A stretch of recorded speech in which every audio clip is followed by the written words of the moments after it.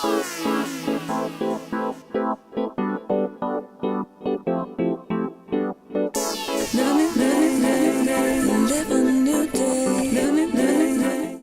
welcome to TIFScene. I'm Drew Brown, and I'm sitting here with fashion designer Masha Ruginets. Thank you so much for taking the time out for be here with us today. We really appreciate it. Very excited to be here. Great. Can you tell us a little bit about what inspired you to get into fashion? Well, I've always loved fashion. Ever since I was little, I think I made my first pair of pants when I was 13, so that was kind of like, I knew I wanted to be in fashion. So it's kind of just something I've been waiting to do my whole life. Well, so did you like even make clothes that young? Like, did you like make yourself to go to school or? I made a few things. I mostly made dresses for parties or going out. Okay. More of a going out type of thing, and it was more for fun. I can't say they were constructed really well, but they held together. Yeah, but you were 13, so I mean, exactly. Yeah. So you could kind of get away with it at that age. So, can you describe a little bit about the women that you designed for?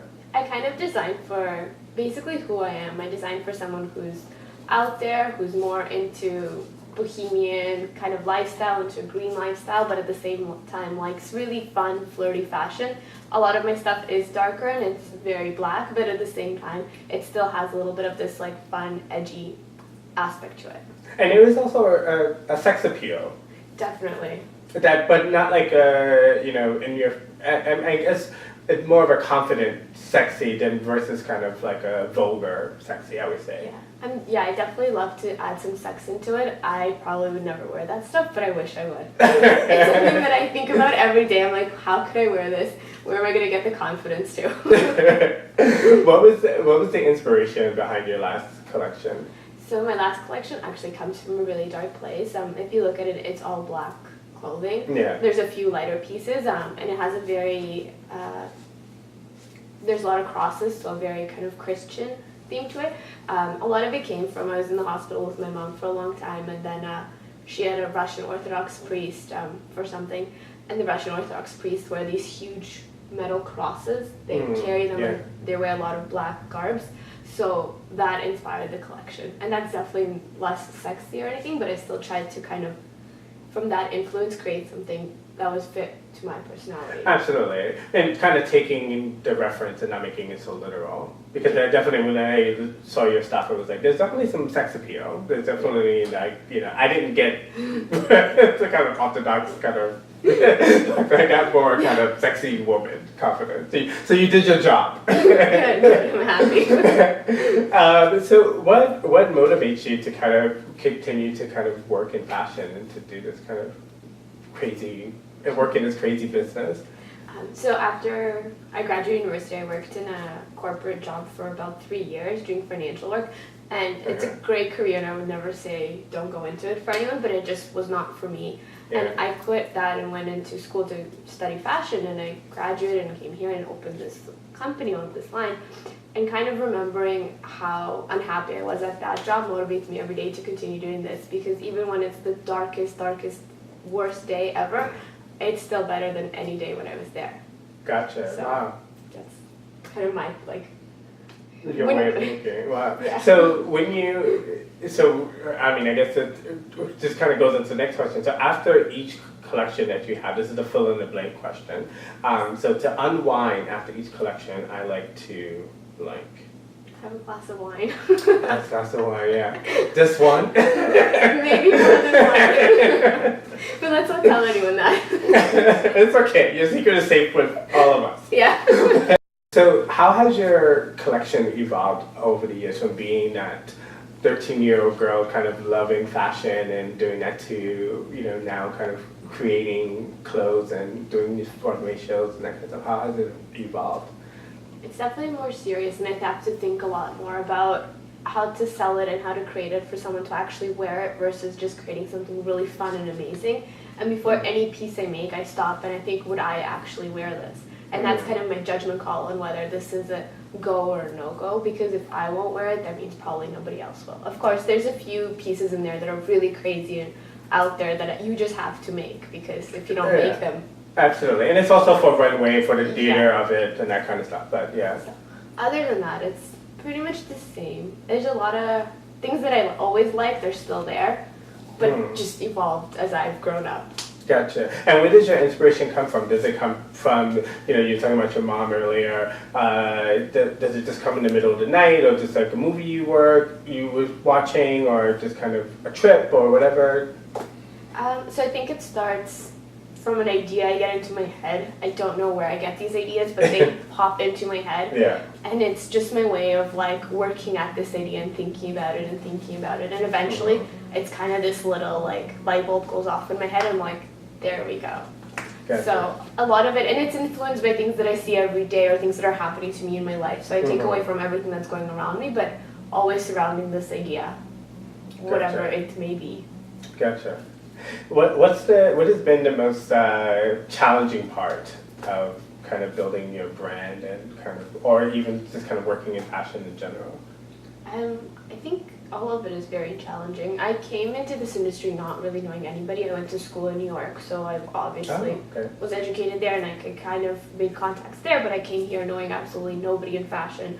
And it was really, I had to throw myself out there and into the fashion industry here and kind of get to know everyone and meet people and kind of grow with it. And so far that's been the most challenging because it is really hard to make new contacts, especially in fashion here. Other than that, I love everything else so much about it that it's hard to say it's challenging.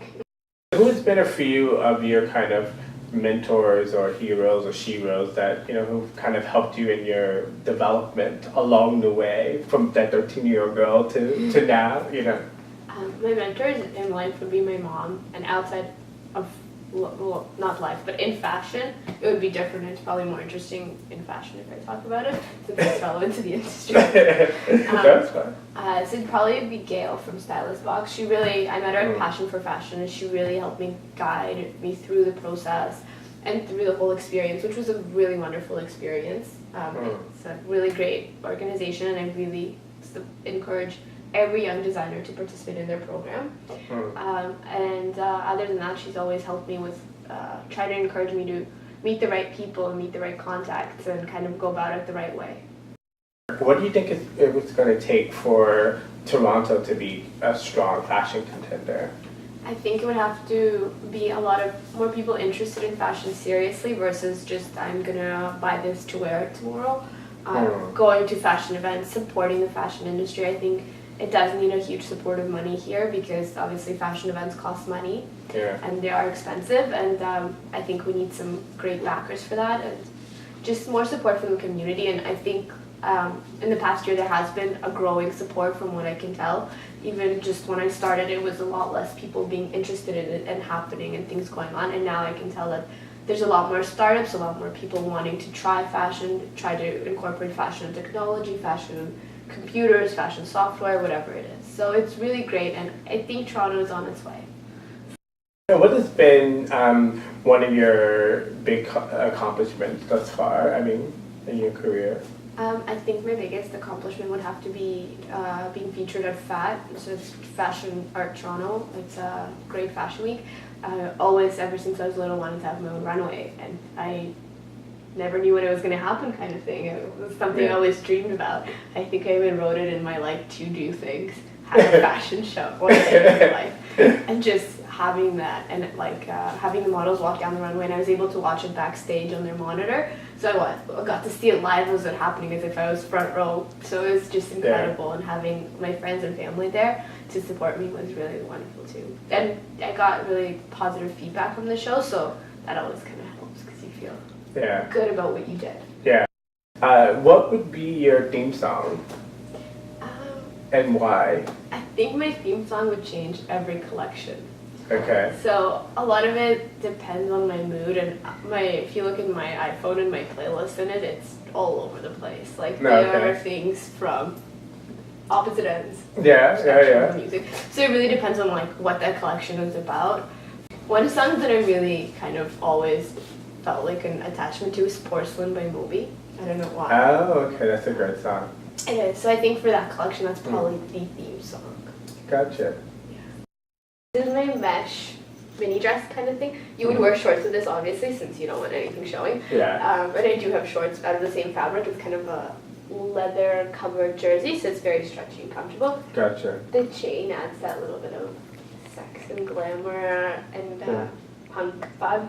Yeah. So it's definitely one of my favorite pieces. It combines the three things that I really love, which is metal, leather, and mesh. This dress is one of my favorite dresses in the whole collection. I've always wanted to make a dress with the cross in the back, so I think the back is the interesting part of the dress. So this cross is made with studs, which I think really adds to the collection and has that more, again, punk is like a recurring theme. I really do love punk, so. And it's also like, you know, I just love the fact that I love things where it looks very simple in front and then always, as you walk away, it kind of gives Surprise. you that surprise. This is the triangle dress. It's actually the most interesting design that I have. If you take it off a hanger and you lay it out, it's like a triangle. It's a Japanese technique where you use shapes to make clothing. So when you take the triangle and you play around with it, you add sleeves or you take away sleeves, you create holes for the arms, you create slits, you create a whole new garment every single time. So maybe we'll take it off the hanger and I can show you. There we go. There you go, that's the triangle.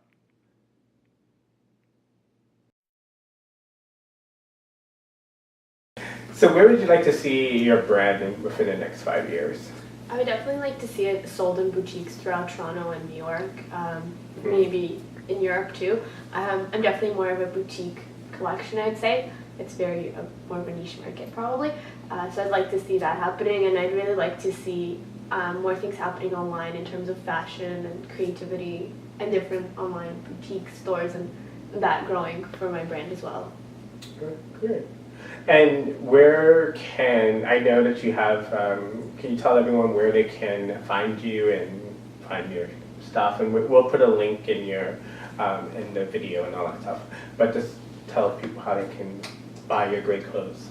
So right now everything is available on my website. It's www.shopmasha.com. It's very simple.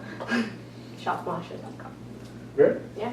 Well, thank you so much for doing this. It's been a real pleasure for just being able to get to know you better and to also know about your brand. Thank you for having me. It's been really wonderful talking with you as well.